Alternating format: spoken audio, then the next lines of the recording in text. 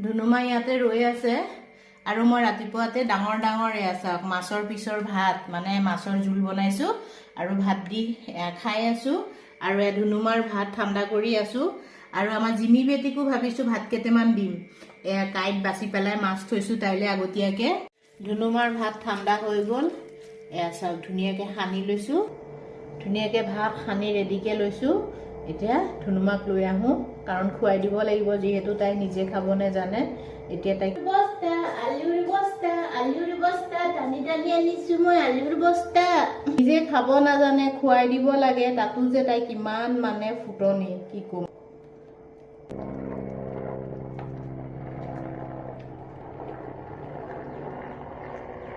এফালে জিমিৰ কাৰণেও ভাত কেইটামান সানি আছো মানে মোৰ ভাগৰ মাছ অকমান দিলো আৰু আমাৰ ধুনুমা ভাগৰ মাংস অকমান দিলো দি পেলাই ধুনীয়াকে ভাতকেইটা ঠাণ্ডা হৈ গ'ল সানি আছো এতিয়া তাইক খাবলৈ দি আহো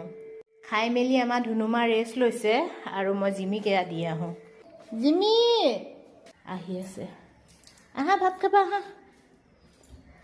আমাৰ জিমি কিমান লক্ষী আজি খাব দিওঁ তাকে ধুনু ধুনু কৰি খাই দিয়ে জিমিয়ে খাই আছে বুবুক খোৱালো এতিয়া মোৰ কাম শেষ আৰু আমাৰ ধুনুমা কম হিংসা তাই এনেকে ৰৈ থাকে দুৱাৰ মুখতে